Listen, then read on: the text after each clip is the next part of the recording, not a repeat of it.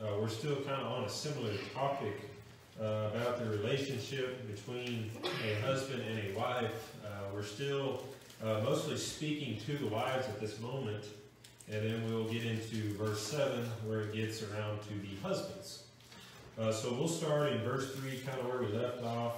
There's a couple more things I wanted to say on those verses that I think is good for us to discuss. So let's read it. Do not let your adornment be merely outward, arranging the hair, wearing gold, or putting on fine apparel.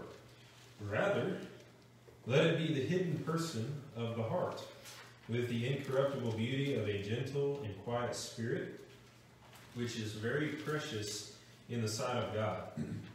This concept of adornment basically means, how are you going about presenting yourself? Okay? Because we do think of it as something that you put on your outside. You adorn something. So we're thinking it's got to go somewhere here because I'm going to present myself somehow. So how do you present yourself?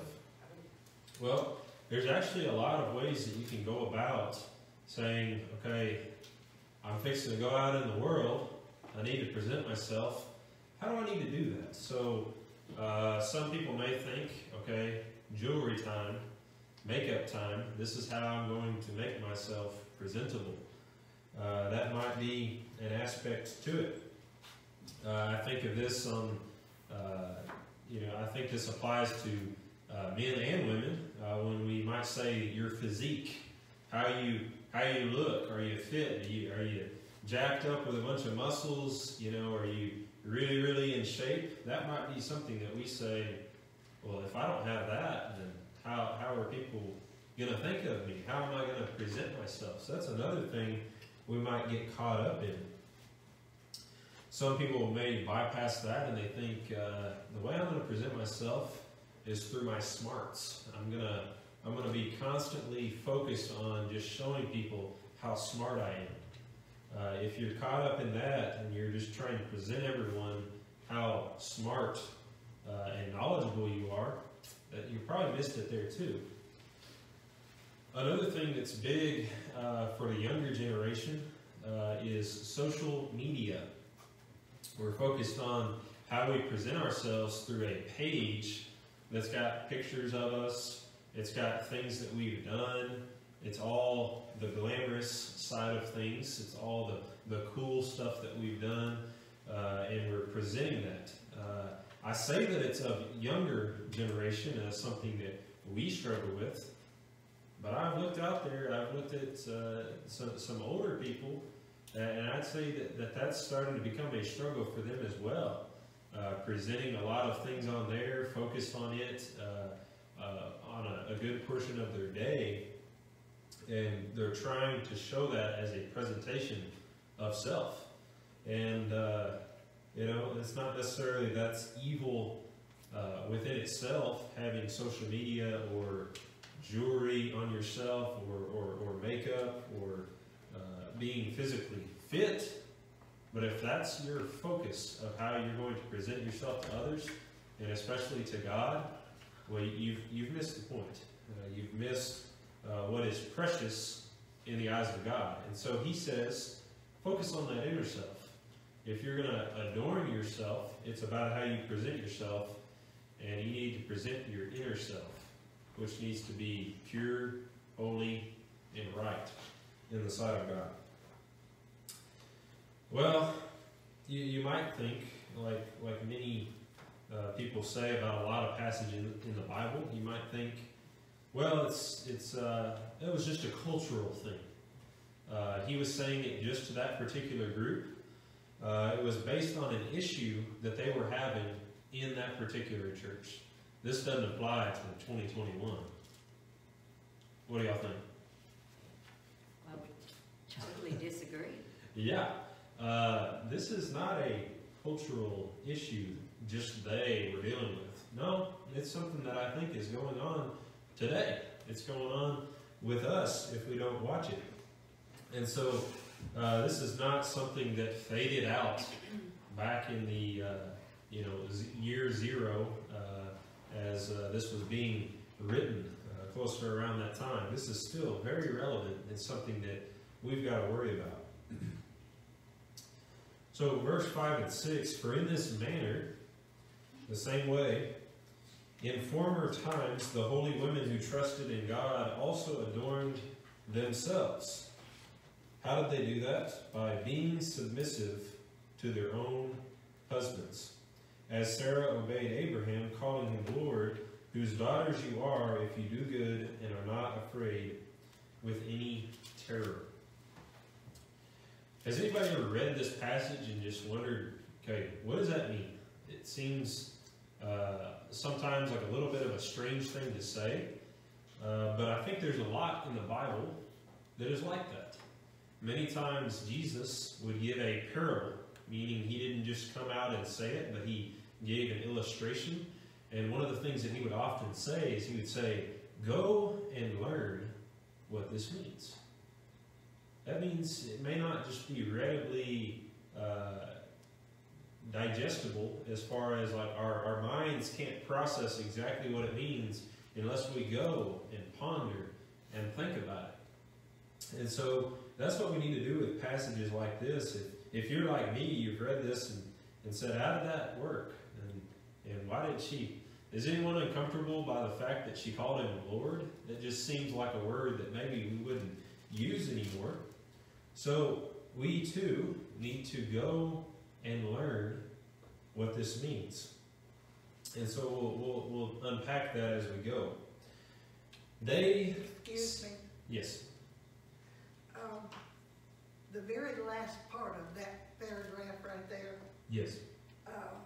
where it says, are not afraid of any terror. Mm-hmm. In other words, you don't do it because your husband beats you up.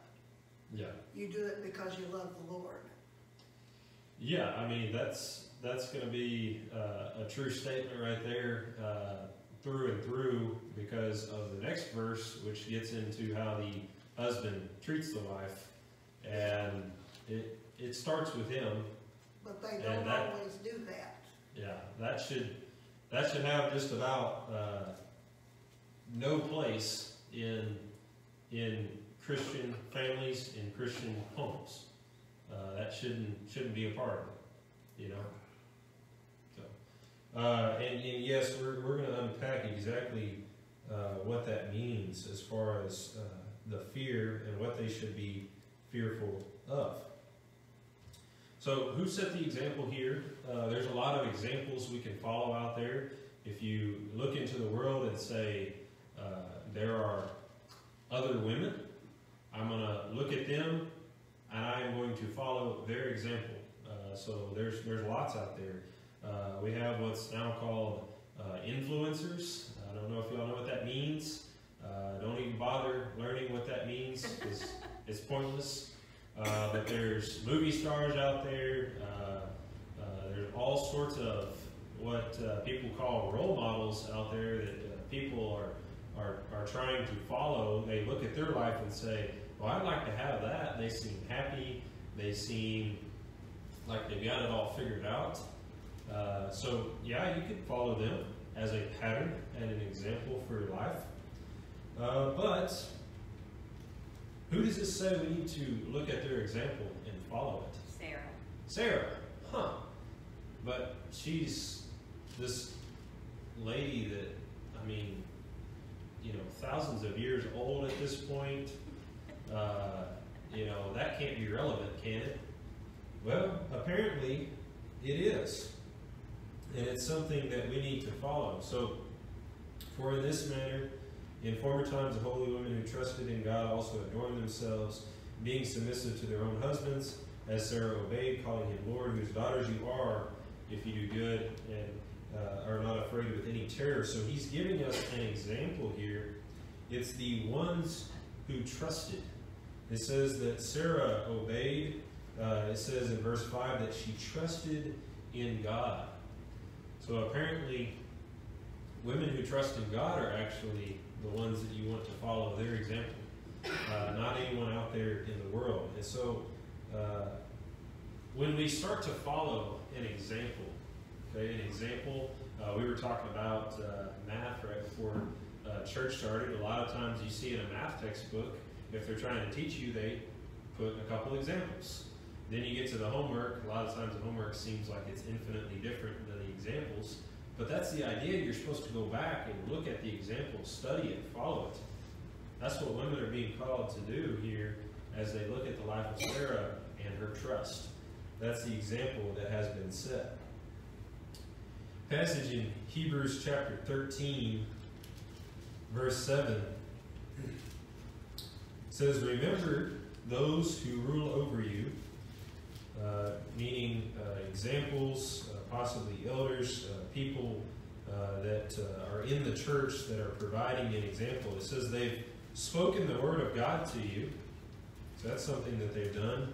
Whose faith follow, meaning they're teaching the word to you, and their life also seems to represent that same teaching that they're teaching to you. So they're practicing what they preach.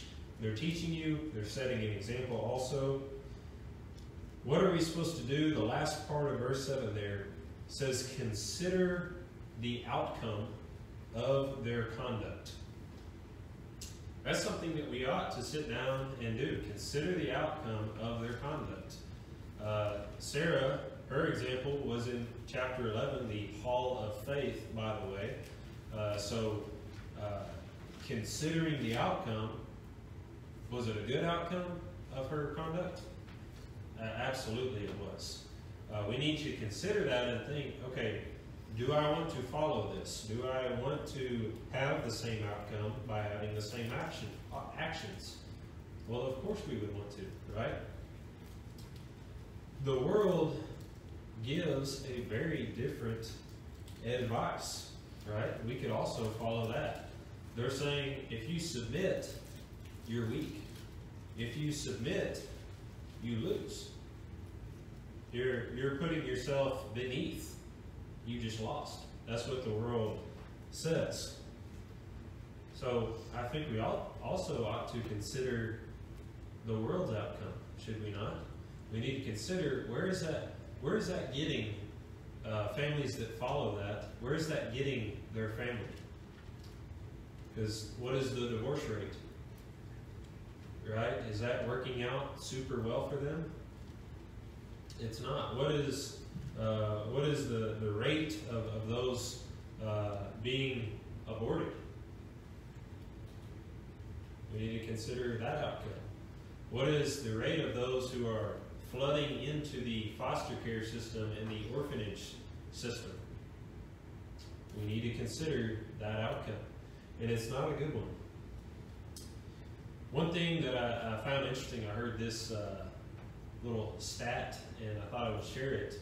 If one family in every evangelical church in the United States, okay, that's just kind of grouping them all together. If just one family, not everyone in here, but if we just eeny, meeny, miny, moe, chose one family in the church, from every church, and they adopted a kid in the United States, we wouldn't have a foster care system, and we would not have an orphanage system. It would actually effectively take care of it. We wouldn't even actually all have to do it, just one in each church. And you wouldn't drive down the road and say, look, there's an orphanage over there, because they wouldn't have it. There would be no one there. So that's an interesting thing for us to think about as we're considering the outcome of those who do not follow God's model for a Christian home. As we're considering these examples, you can follow the world's example, you can follow God's example as he points us to Sarah and her example of trust. We also talk about this idea of fear. We brought that up earlier. It calls on us to not fear, also to do good. So he talks about our way of life, doing good. It doesn't sound that profound, but really what we're called on to do as Christians is not that crazy. Wake up, do good. Meaning, I'm not going to put my neighbor down. I'm not going to do bad things. I'm not going to cheat, lie, and steal to put myself in front. I'm going to do good. You're saying, Hunter, you need to get up there and really wow us and say some really inspiring words. You're just saying do good, and that's just kind of bland and plain. Well, that's as simple as it needs to be, right? We need to get out there and do good. That's what he's calling us on us to do. That's as complicated as it really needs to become. Simple is easy. Simple is easy. It's whether or not we want to follow it, or we're going to focus on the outcome and the conduct of other examples that are out there that just plainly are not as good. And so this idea of do not fear, do not fear, do not fear. It's one of the most quoted things in the Bible. In fact, I haven't looked through all of it and counted up all the phrases in the Bible, but I've heard it's the most common phrase in the Bible. Do not fear. So that's an interesting thing for us to stop and think about there, as he specifically says that to wives. Sarah typically was not used as an example of her lack of fear. Okay, there's not a lot of passages in the Bible where it's like, remember how Sarah did not fear in this situation. Now, I think that is true in her life, but I don't think necessarily this is just specific to her, right? Because he lists Sarah as an example, but who is he addressing upon the first word in this section of text? He addresses wives, right? So that's not just referring to how Sarah didn't fear, but he's talking to each one of us as we don't need to fear. If you honor, there's no need to fear. It's simple again. I'd say that's true. I mean, it's possible that there could become a situation where you're in a bad situation and that comes along that causes fear. But let's talk about the couple different meanings for what this could be. So he's talking about wives in general as they don't need to fear. So I've come up with basically three possible meanings that this could be. I don't necessarily know that it's one or the other, but it can give you something to think about. Okay? So one, we could mean that we don't need to fear because you need to worry about as a wife that you say, having done my best to do all that the Lord asked me, I need to leave matters in God's care. So in that way, I don't need to be fearful and anxious about what's going on, but I just need to say, I did the best I could, and I leave everything else in God's hands. So that's one possible thought on the matter. Two, what could be causing fear that we need to avoid? I think that there could be opposition from unbelieving husbands, right? In verse 1, this concept of unbelieving husbands came up. If they see that you've gone off and joined this religion of Christianity and you're not doing the same thing that they are, couldn't there be some opposition there? Well, they don't need to be fearful of that. I'd say it could apply to that. But it still seems to be more general than that, right? The example of the unbelieving husband was just an example. He's still talking about all lives in every marriage. So the third thought that I had on this is that men and women alike, as Christians, were facing a lot of persecution. That's something that this letter that Peter wrote was based in. And so there's a lot of fear that they're going to face and backlash on the concept of submitting to husbands. Right now, to this very day, as wives submit to their husbands, they're being called out and ridiculed and made fun of as having lost and been losers and having been weak as having submitted to their husbands. Do we fear what they have to say? I hope that we do not. So that's something that we need to think about. And another proof there for that last comment possibly would be chapter 3, verse 14. But even if you should suffer for righteousness' sake, you are blessed, and do not be afraid of their threats, nor be troubled. He's again addressing that concept of do not be afraid, do not be afraid. And that's both to the husband and the wife and any other Christian, because they're going through a lot of persecution that they don't need to be afraid of. So the concept of fearing could be to that of the husband and what he might do to her. That could be part of it. Something that they don't need to fear. But hopefully in a Christian relationship, which is usually the case, I think the unbelieving husband was sometimes the case, but that shouldn't be part of a Christian relationship. So we need to understand that if the husband is not building a good relationship, he's going to answer to God for that, and in a very swift way. And we'll get into that too, because it brings it up a lot later on in the chapter. So let's talk about the concept of her calling Abraham Lord. What does that mean? How do we need to go about doing that? And what does that mean to us?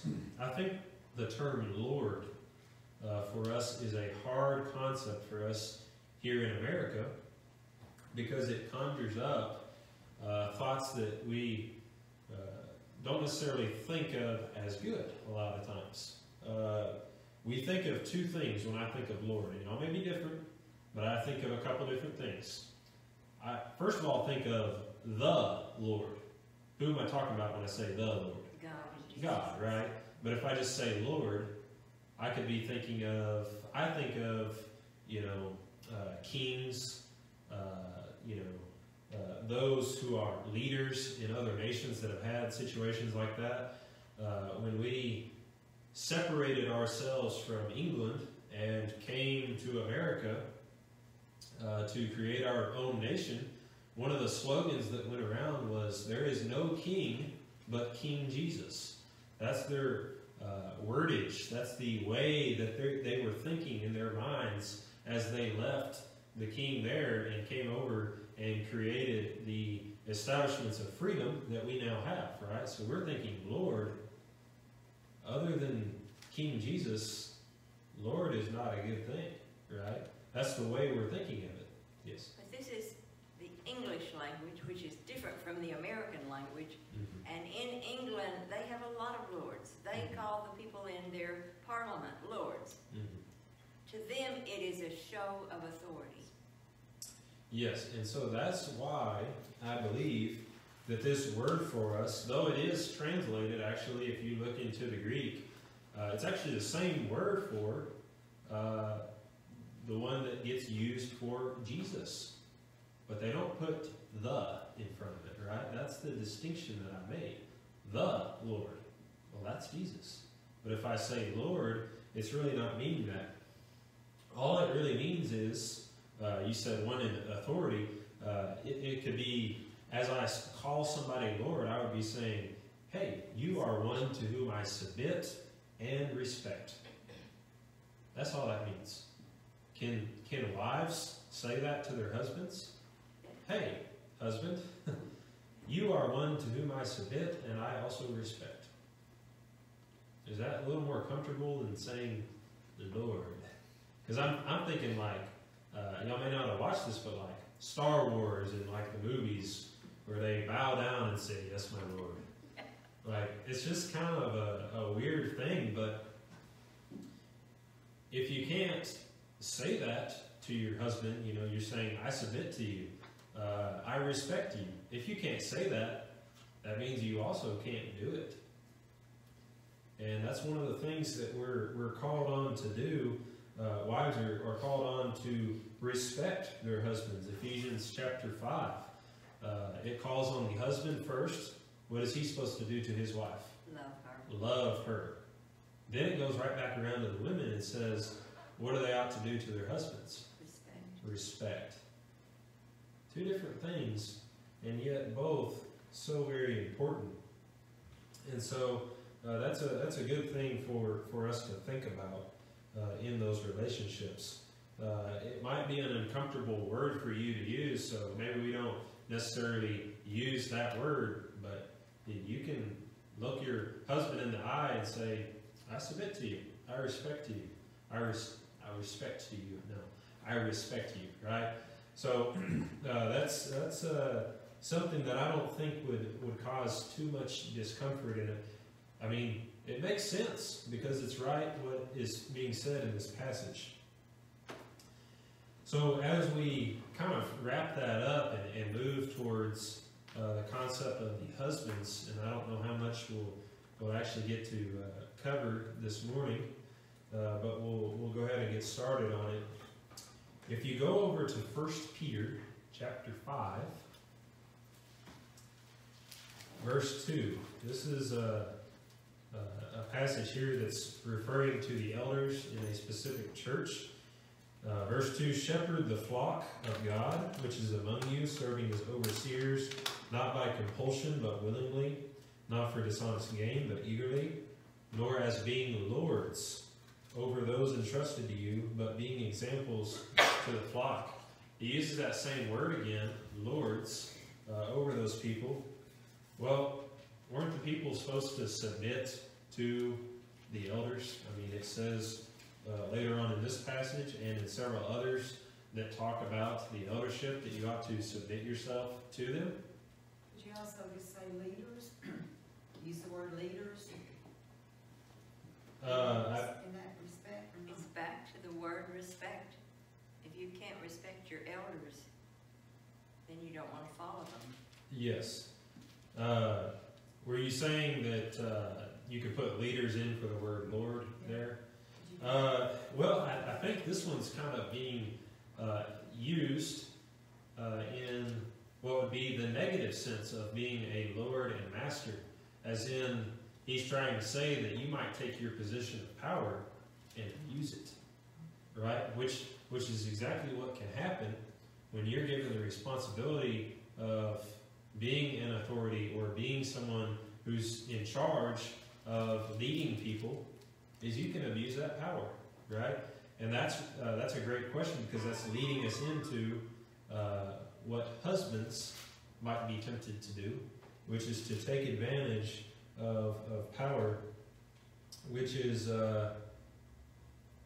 if you're doing it in an abusive way, does not mean to love, right? Love has gone out the window at that point. So, the man that's in the position of being in power doesn't need to abuse that power. I think that's what that verse is saying.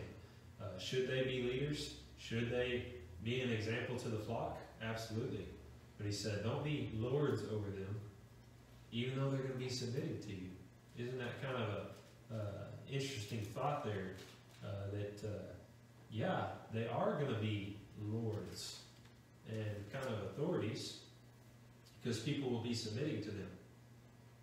But don't abuse that power, because he reminds them in verse 4, the chief shepherd appears, you'll receive the crown of glory that does not fade away.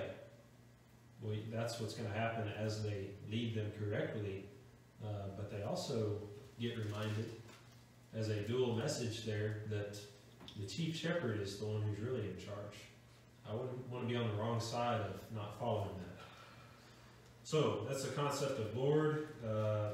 We move into the concept of husbands and how they ought to treat their wives in this relationship.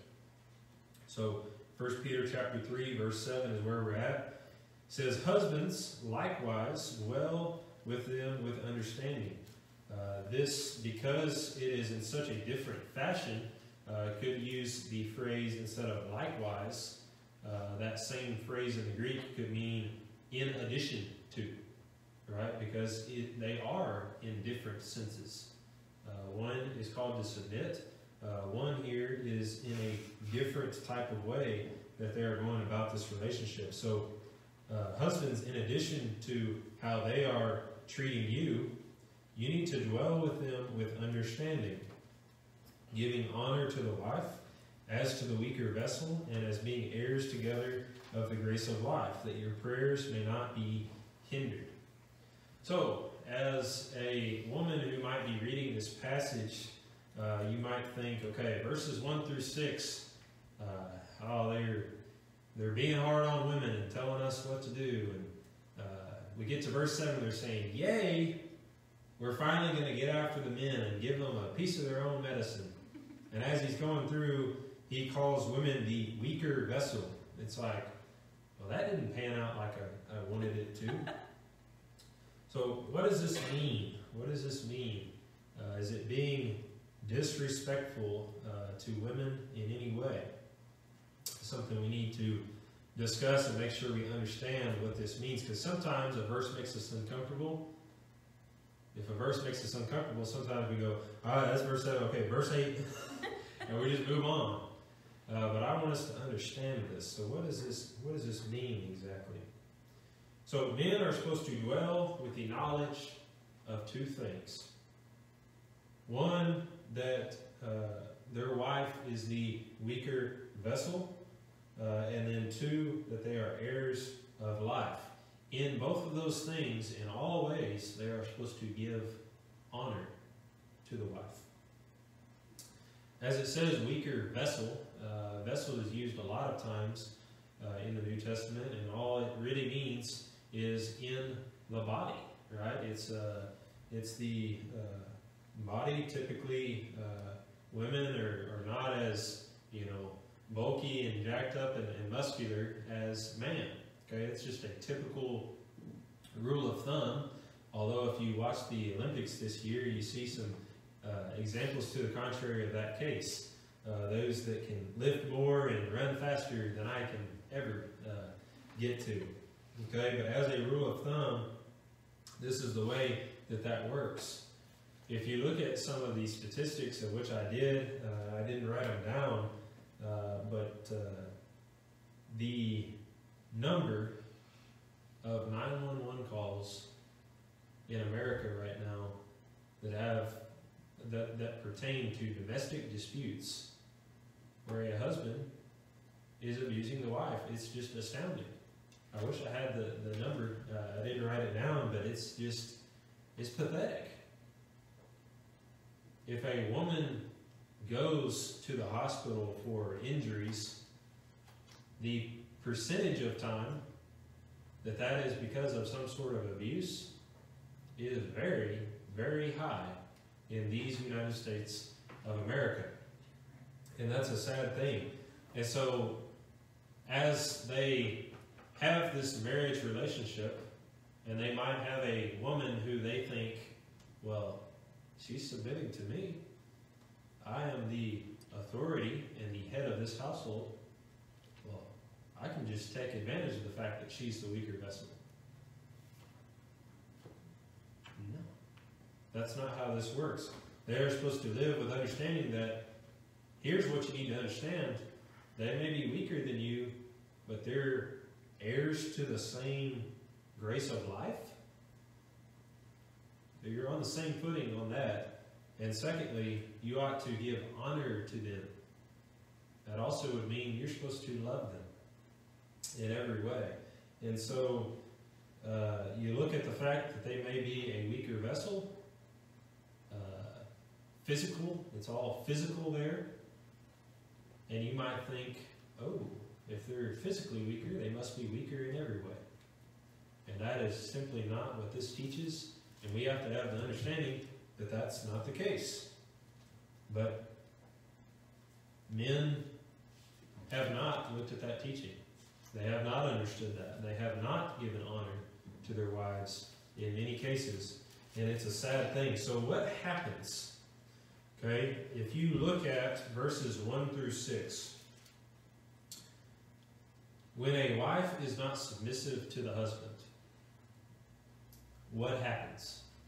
Does it say anywhere specifically, and I'll give you a second to look through verses 1 through 6, is there anything there where it says, when women are not submissive, here's what will happen to you?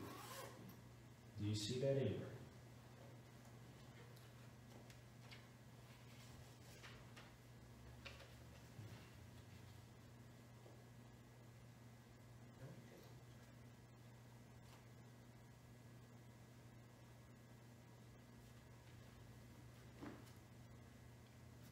one thing, your prayers will be hindered. Well, that's in verse 7, right? Okay. But in verses 1 through 6, I don't see anything yet. Now, okay, I'll make this point. I don't think that there was anything there specifically speaking to the wives. Now, if they don't do it, what's wrong with that?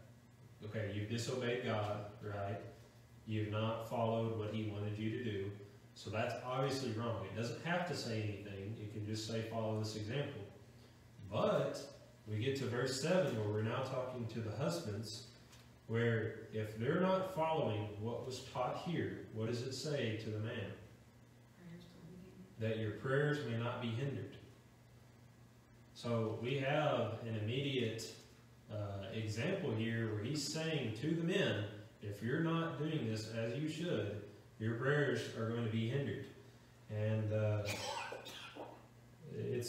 think it's important for us to think about the weight of that message. That's not like, oh, well, I guess I won't be able to pray for a little bit. I guess my prayers won't be as effective. You know, I'll pray for someone to be healed and it just won't work.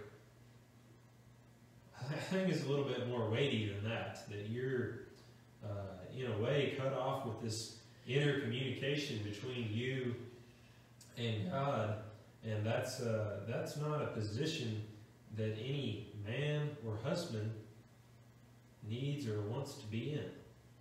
So, while this passage had a lot to say about the women, you might think that there's a lot there, and then the husbands was a little bit short, maybe, is what you might be thinking. But this responsibility in the husband and wife relationship is putting a lot of weight on the man to lead and to get this right.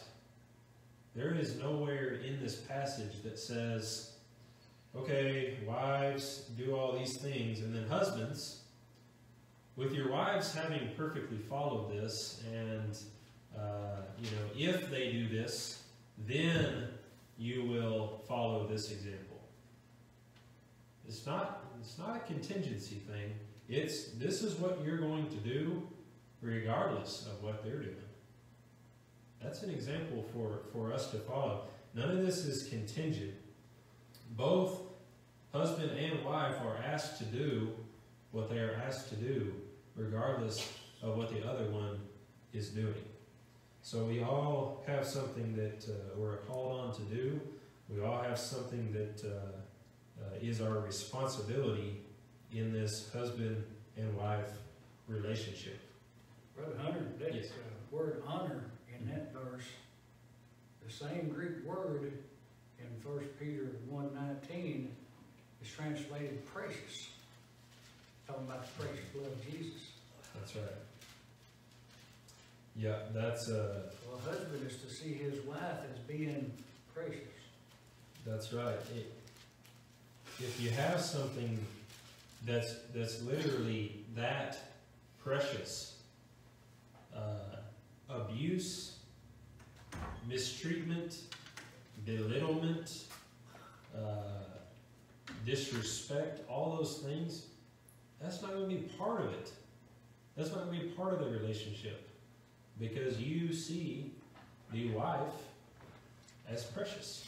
You honor her and you love her. And so to think that this passage has anything to do with the husbands neglecting that and not being called on to do that, or letting the men escape without having any worry and being called on anything, is far from the picture here. Being called on to honor her in that way is actually a very high benchmark and goal for us to achieve. And so it's something that we need to, as I said before, go and learn what this means. And if we'll do that, I think we'll realize that we have a long road ahead to make sure that we are perfectly doing that. We're not going to be perfect. That's where grace is going to have to come in between you, the husband and the wife. But It's not like it's down here. Our mark is way up here, right? And we have a lot to try and work towards. Any other thoughts on this passage? Well, he's talking about the weaker vessel. We know that we are the vessels that spread the word. Mm-hmm. Earthen vessels. Mm-hmm. I had a guy, he was an electrician, and one day my drill, I believe it was mine, blowed up, and he said, "Don't worry about it, it's just an earthen vessel." Well, no, it's a possession, you know, Yeah. but it's not an earthen vessel as the Bible speaks. Yeah. And the man is the stronger of the vessels. Mm-hmm. And that's what he's saying here, not that we're big muscled up and all that, but we are the stronger vessel for God.